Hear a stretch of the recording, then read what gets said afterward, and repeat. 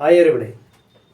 ನಾವು ಯಾವುದೇ ಸಂದರ್ಭದಲ್ಲಿ ಎಲ್ಲೇ ಹೋಗಲಿ, ಯಾರನ್ನೇ ಭೇಟಿಯಾಗಲಿ ಅಥವಾ ಏನನ್ನ ಎಕ್ಸ್ಪ್ರೆಸ್ ಮಾಡಲಿಕ್ಕೆ ಹೋಗಲಿ, ನಾವು ಸಾಮಾನ್ಯವಾಗಿ ಏನು ಮಾಡ್ತೇವೆ, ಯಾವುದಾದ್ರೂ ಒಂದು ಘಟನೆಯ ಬಗ್ಗೆ ಅಂದರೆ ನಾವು ಏನು ಮಾಡಬೇಕಾಗಿದೆಯೋ, ಏನು ಮಾಡಿದ್ದೇವೋ, ಏನು ಮಾಡಬೇಕಿರ್ತದೋ ಅಥವಾ ಏನು ನಡೆದಿರ್ತದೋ, ಏನು ನಡೀತಾ ಇರ್ತದೋ ಅಥವಾ ಏನು ನಡಿಬೇಕಿರುತ್ತೋ ಅದ್ರ ಬಗ್ಗೆನೇ ಮಾತಾಡ್ತಿರ್ತೀವಿ.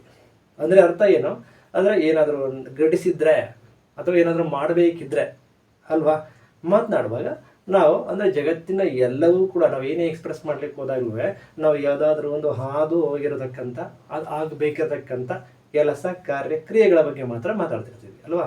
ಆ ಮಾತಾಡಲಿಕ್ಕೆ ನಾವು ಬಳಸುವಂತಹ ಒಂದಷ್ಟು ವರ್ಡ್ಸ್ ಏನಿದೆಯೋ ಅವನ್ನ ನಾವು ಕ್ರಿಯಾಪದಗಳು ಅಂತ ಕನ್ನಡದಲ್ಲಿ ಕರೆದ್ರೆ, ಇಂಗ್ಲೀಷಲ್ಲಿ ಅವನ್ನೇ ಏನಂತ ಕರೀತಾರೆ, ಬನ್ನಿ ನೋಡ್ಬರೋಣ. ಅವನ್ನೇ ಆಕ್ಷನ್ ವರ್ಡ್ಸ್ ಅಂತ ಕರಿತೀವಿ. ಅರ್ಥ ಆಯ್ತಾ? ಆಕ್ಷನ್ ವರ್ಡ್ಸ್ ಅಂತಂದ್ರೆ ಅಂದ್ರೆ ಇಲ್ಲಿ ಮೇನ್ ಆಗಿ learning in English grammar only creating the basic concept of verb.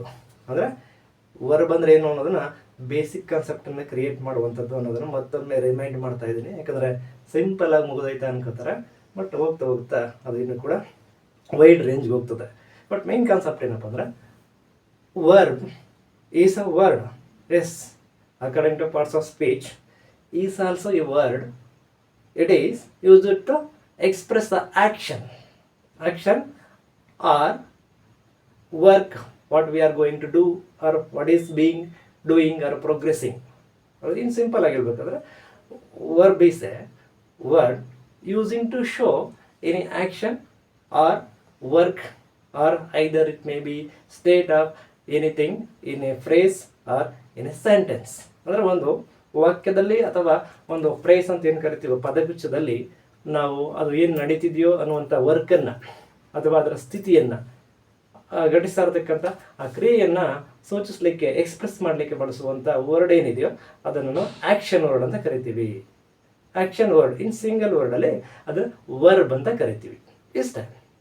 So ಯಾಕೆ ಬೇಕು ಇವು ಅಂತಂದರೆ, not only expressing the idea or state or action, it also shows the time or time being. ಅಂದರೆ whether it may be finished or progressing or will be doing. ಅಂದರೆ how to be doing ಅಂದರೆ ಆ time ಒಂದು ಪದವನ್ನು ನೋಡಿದಾಗ ವರ್ಡನ್ನು ಆ ಸೆಂಟೆನ್ಸಲ್ಲಿ ಏನು work ನಡೀತಿದೆ ಅನ್ನೋದ್ರ ಜೊತೆಗೆ ಯಾವ ಸ್ಟೇಟಲ್ಲಿದೆ, ಯಾವ ಪರಿಸ್ಥಿತಿನಲ್ಲಿ ಅಲ್ಲಿ ಕೆಲಸ ನಡೀತಿದೆ ಅನ್ನೋದನ್ನು ತೋರಿಸುತ್ತೆ. ಅಂದರೆ ಟೈಮ್ ಬೀಯಿಂಗನ್ನು ಕೂಡ ಅದರ ಪರಿಸ್ಥಿತಿಯನ್ನು ಕೂಡ ತೋರಿಸುವಂಥದ್ದಾಗಿರ್ತದೆ. ಹಾಗಾಗಿ ಇದನ್ನು ಇನ್ನಷ್ಟು ವಿವರವಾಗಿ ನಿಮಗೆ ತಿಳಿಸೋದಾದರೆ ವಿತ್ ಎಕ್ಸಾಂಪಲ್ಸ್ ಒಂದಷ್ಟು ಉದಾಹರಣೆಗಳನ್ನು ತಗೊಂಡಿದ್ದೇವೆ. We learn English is also a sentence, very simple sentence. We learn English, ನಾವು ಇಂಗ್ಲೀಷನ್ನು ಕಲಿತೀವಿ. ನಾವು ಇಂಗ್ಲೀಷನ್ನು ಕಲಿತೀವಿ.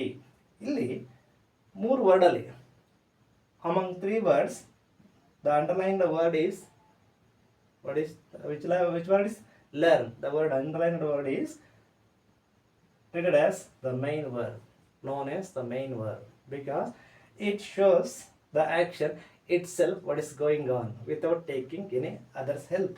ಬೇರೆ ಪದಗಳ ಸಹಾಯವಿಲ್ಲದೆ ಏನು ಕೆಲಸ ನಡೀತಿದೆ ಅನ್ನೋದನ್ನು ಹೇಳ್ತಿದೆ ಇದು. ಹಾಗಾಗಿ ಇದನ್ನು ಮೈನ್ ವರ್ಬ್ ಅಂತ ಕರಿತೀವಿ. ಇದನ್ನು ಈಸ್ ಆಲ್ಸೋ ಈ kind of the verbs. Second ಸೆಂಟೆನ್ಸ್ಗೆ ಬಂದರೆ ದೇ ಆರ್ ಸಪೋರ್ಟಿಂಗ್.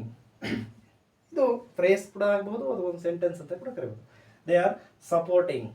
ಇಲ್ಲಿ ಅಂಡರ್ಲೈನ್ ಮಾಡತಕ್ಕಂಥ ARE ಏನಿದೆ ಇದನ್ನು ಹೆಲ್ಪಿಂಗ್ ಅಥವಾ ಬಿ ವರ್ಬ್ ಅಂತ ಕರಿತೀವಿ ಅಥವಾ ಹೆಲ್ಪಿಂಗ್ ವರ್ಬ್ ಅಂತ ಕರಿತೀವಿ. ಯಾಕೆ ಅಂದರೆ here is one more main verb, that is supporting. ಇದು ಕೂಡ ಇಲ್ಲಿ ಏನಾಗಿದೆ, ವರ್ಬೇನೆ, ಯಾವುದು ಮೇನ್ ವರ್ಬ್ ಆಗಿದೆ.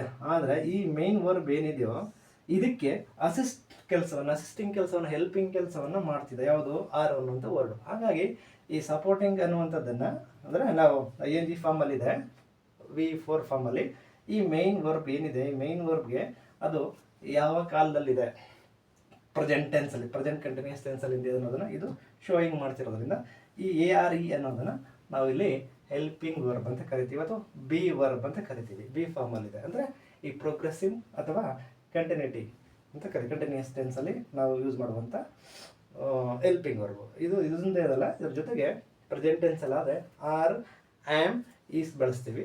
ಆರ್ ಬಳಸೋದು ಸಾಮಾನ್ಯವಾಗಿ ಪ್ಲೂರಲ್ ಫಾರ್ಮಲ್ಲಿ, ಮತ್ತು ಸೆಕೆಂಡ್ ಪರ್ಸನಲ್ಲಿ ಸಿಂಗುಲರ್ ಪ್ಲೂರಲ್ ಎರಡಕ್ಕೂ ಬಳಸ್ತೀವಿ. ಥರ್ಡ್ ಪರ್ಸನಲ್ಲಿ ಪ್ಲೂರಲ್ ಬಳಸ್ತೀವಿ. ಸೊ ಇದ್ರ ಜೊತೆಗೆ ಆ್ಯಮ್ ಬಳಸ್ಕೋತೀವಿ, first person singular in present continuous ಟೆನ್ಸಲ್ಲಿ. ನೆಕ್ಸ್ಟು ಈಸ್ ಕೂಡ ಬಳಸ್ತೀವಿ ಥರ್ಡ್ ಪರ್ಸನಲ್ಲಿ ಸಿಂಗುಲರ್ ಆಗಿದ್ರೆ ಪ್ರೆಸೆಂಟ್ ಟೆನ್ಸ್ಗೆ. ಸೊ ಇವನ್ನ ನೆಕ್ಸ್ಟು ಆಕ್ಸಿಲರಿ ವರ್ಬ್ಸ್ ಅಂತಲೇ ಇನ್ನೊಂದು ಕ್ಲಾಸ್ ಮಾಡುವಾಗ ಇನ್ ಡೀಟೇಲಾಗಿ ನೋಡೋಣ. ನೆಕ್ಸ್ಟು ಈ ಥರ್ಡ್ ಸೆಂಟೆನ್ಸಿಗೆ ಬಂದರೆ he does not give, repeat, he does not give short ಫಾರ್ಮಲ್ಲಿ ಡಸಂಟ್ ಅಂತ ಕೂಡ ಕರಿತೀವಿ. ಈ doesn't give R he does not give ಇಲ್ಲಿ ಏನಪ್ಪ ಅಂದರೆ ಯಾವುದೇ ಹೆಲ್ಪಿಂಗ್ ವರ್ಬ್ ಇಲ್ಲ, ಮೇನ್ ವರ್ಬ್ ಇಲ್ಲ. ಇಲ್ಲಿ ಅವನು ಕೊಡೋಲ್ಲ ಅನ್ನೋದನ್ನು ನಾವು ಎಕ್ಸ್ಪ್ರೆಸ್ ಮಾಡಲಿಕ್ಕೆ ಇಂಗ್ಲೀಷಲ್ಲಿ ಆ್ಯಕ್ಚುಲಿ ಇದು ಬಂದಿರೋಲ್ಲ, ಡೂ, ಡಿಡ್, ಡಸ್ ಅನ್ನುವಂಥ 3 ವರ್ಡ್ಸನ್ನು, ವರ್ಬ್ಸನ್ನು ನಾವು ಇಮ್ಯಾಜಿನೇಟ್ ಮಾಡ್ಕೋತೀವಿ. ಇಮ್ಯಾಜಿನ್ ಮಾಡಿಕೊಂಡು ನಾವು ಈ ರೀತಿ ನೆಗೆಟಿವ್ ಫಾರ್ಮಲ್ಲಿ ಅಥವಾ ನಾವು WH ಸೆಂಟೆನ್ಸ್ ಮಾಡುವಾಗ, ಅಂದರೆ ಕ್ವಶನಿಂಗ್ ಫ್ರೇಮ್ ಮಾಡುವಾಗ ನಾವು ಡೂ, ಡಸ್, ಡಿಡ್ ಅನ್ನು ಬಳಸ್ಕೊಳ್ತೀವಿ. ಇಮ್ಯಾಜಿನ್ ಮಾಡ್ಕೊಳ್ಳೋದ್ರಿಂದ ಇಂಥದ್ದನ್ನು ಡೂ, ಡಸ್, ಡಿಡ್ ಈ ವರ್ಬ್ಸನ್ನು ಇಮ್ಯಾಜಿನರಿ ವರ್ಬ್ಸ್ ಅಂತ ಕರಿತೀವಿ. ಅರ್ಥ ಆಯ್ತಲ್ಲ? ಹಾಗೆ ಯು ಡೂ ಒನ್ ಥಿಂಗ್, ಇಲ್ಲೂ ಕೂಡ ನೀನು ಒಂದು ಕೆಲಸ ಮಾಡು ಅಂತ ನಾವು ಬಳಸುವಾಗ ಬಳಕೆಯಲ್ಲಿ ಉಪಯೋಗಿಸ್ತೇವೆ. ಸೊ ಇಲ್ಲಿ ಕೂಡ ಡೂ ಅನ್ನೋದು ಡಸ್ ಏನಿದೆಯೋ ಥರ್ಡ್ ಪರ್ಸನ್ ಸಿಂಗುಲರ್ ಆದ್ದರಿಂದ ಎಸ್ ಸೇರಿಸಿದ್ದೀವಿ. ಉಳಿದೋದಕ್ಕೆಲ್ಲ ಪ್ರೆಸೆಂಟ್ ಟೆನ್ಸಲ್ಲಿ ಡೂ ಅಂತಲೇ ಬಳಸ್ತೀವಿ. So you do one thing ಅನ್ನೋದ್ರಲ್ಲೂ ಕೂಡ ಇಲ್ಲಿ ಇಮ್ಯಾಜಿನರಿ ವರ್ಬನ್ನು ತಗೊಂಡಿದ್ದೀವಿ. ಹಾಗೆ ಐ ಹ್ಯಾವ್ ಎ ಪೆನ್, ನಾನು ಒಂದು ಪೆನ್ನನ್ನು ಹೊಂದಿದ್ದೇನೆ. ಇದು ಎಷ್ಟು ಕನ್ಫ್ಯೂಸ್ ಮಾಡುತ್ತೆ ಅಂದರೆ, is it an action verb? Yes. Is it a helping verb? Is it auxiliary verb? Is it a main verb? Yes, of course, all. Main verb ಆಗು ಕೆಲಸ ಮಾಡುತ್ತೆ, ಮತ್ತು ಹೆಲ್ಪಿಂಗ್ ವರ್ಬು ಕೂಡ ಆಗುತ್ತೆ. ಕೆಲವೊಮ್ಮೆ ಇದನ್ನು ಹ್ಯಾವ್ ವರ್ಬ್ಸ್ ಅಂತ ಕರಿತೀವಿ.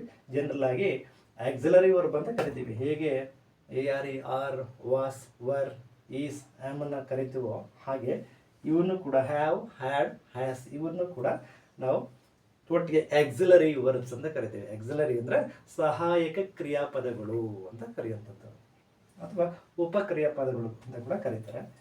ಹಾಗೆ ನೆಕ್ಸ್ಟ್ ಬರೋದಾದರೆ ಶಿ ಸಿಂಗ್ಸ್ ಬ್ಯೂಟಿಫುಲಿ, ಇಲ್ಲಿ ಯಾರ್ದು ಸಹಾಯ ಇಲ್ಲ. ನಾವು ಆ ಸಿಂಗ್ಸ್ ಅನ್ನೋ ವರ್ಬು ಡೈರೆಕ್ಟಾಗಿ ಏನು ನಡೀತಿದೆ ಅನ್ನೋದನ್ನು ತೋರಿಸ್ತಿದೆ. ಹಾಗಾಗಿ ಸಿಂಗ್ಸ್ ಅನ್ನೋದನ್ನ ಮೇನ್ ವರ್ಬ್ ಅಂತ ತಗೋತೀವಿ. ಇದನ್ನೇನಾದರೂ ನಾವು ನೆಗೆಟಿವ್ ಸೆಂಟೆನ್ಸ್ ಆಗಿ ಹೇಳಿದ್ರೆ ಆವಾಗ ಇಮ್ಯಾಜಿನರಿ ವರ್ಬ್ನ ಸಹಾಯ ಬೇಕೇ ಬೇಕಾಗುತ್ತೆ.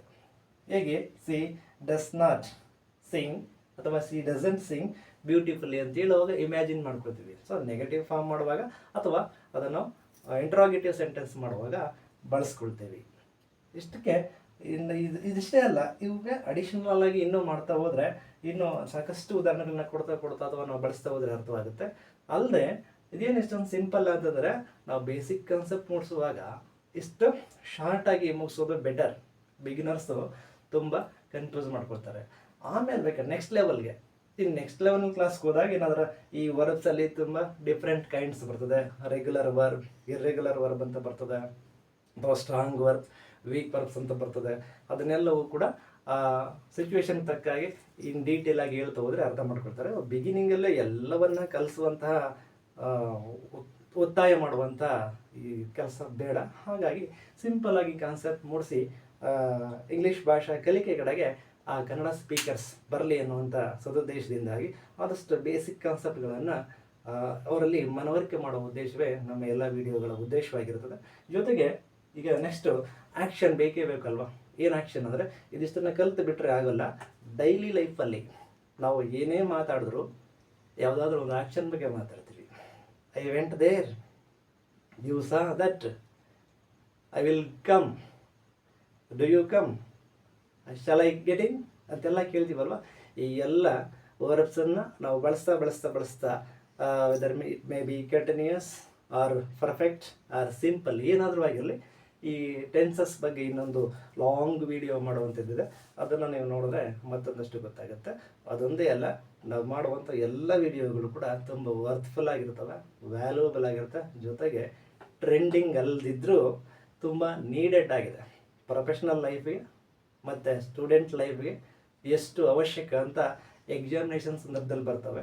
ಈ ಟ್ರೆಂಡಿಂಗಲ್ಲಿ ಏನಿದೆ ಬರೀ ಸ್ಪೋಕನ್ ಇಂಗ್ಲೀಷ್ ಇದೆ. ಅದಕ್ಕಿಂತ ಪರ್ಫೆಕ್ಟ್ ಇಂಗ್ಲೀಷ್ ಏನಿದೆ ಇವು ಬೇಸ್ಮೆಂಟ್ ಇದೆಲ್ಲ ಆದಮೇಲೆ ಒಂದಷ್ಟು basics fundamental things in language functions ಕಲಿತ ಮೇಲೆ ನಂತರ ನಾವು ಕೂಡ ಸ್ಪೋಕನ್ ಇಂಗ್ಲೀಷ್ಗೆ ಮತ್ತು ಕನ್ವರ್ಸೇಷನ್ ಇಂಗ್ಲೀಷ್ಗೆಲ್ಲ ಹೋಗೋಣ. ಆಗ ಇನ್ನೂ ತುಂಬ ಚೆನ್ನಾಗಿರ್ತದೆ. ನಾವು ಮನೆ ಕಟ್ಟಲಿಕ್ಕೆ ಮೊದಲೇ ಏನೇನು ನೀಡೆಡ್ ಥಿಂಗ್ಸ್ ಬೇಕು ಅವುಗಳನ್ನು ಫಸ್ಟ್ ಅರ್ಥ ಮಾಡಿಕೊಂಡು ಮುಂದೆ ಹೋಗೋಣ ಅನ್ನೋದೇ ನನ್ನ ಒಂದು ನಂಬಿಕೆ ಮತ್ತು ಅನಿಸಿಕೆ.